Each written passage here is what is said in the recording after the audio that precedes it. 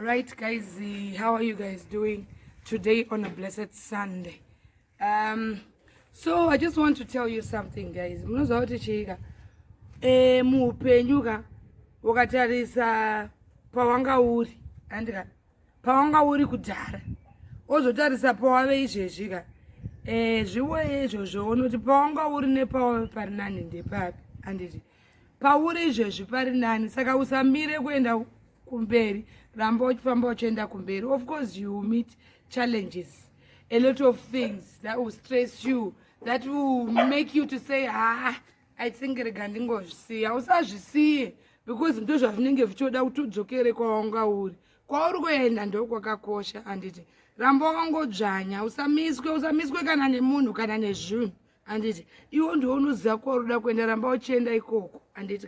Upenyu uyu makata ukaona usinganyanyo challenge weke hapana zvauri kuita. Zvibvunze kuti seiko ndisingambo challenge. Unofana kuchallenge kuti unzwisise pain.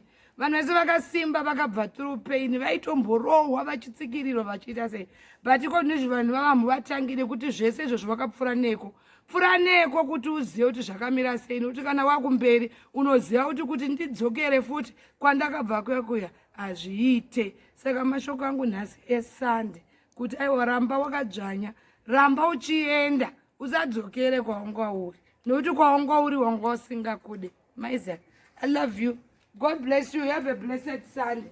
Isusu takutombonoita mutactic wekuti ase wekusparkwa mazviziya. Upenyu ukada kuwanza zvakawanda wanda uchitanzi hey izvi hazvizobude, izvi zvinozodi hazvitobude anditi ka. Saka batai mazwi.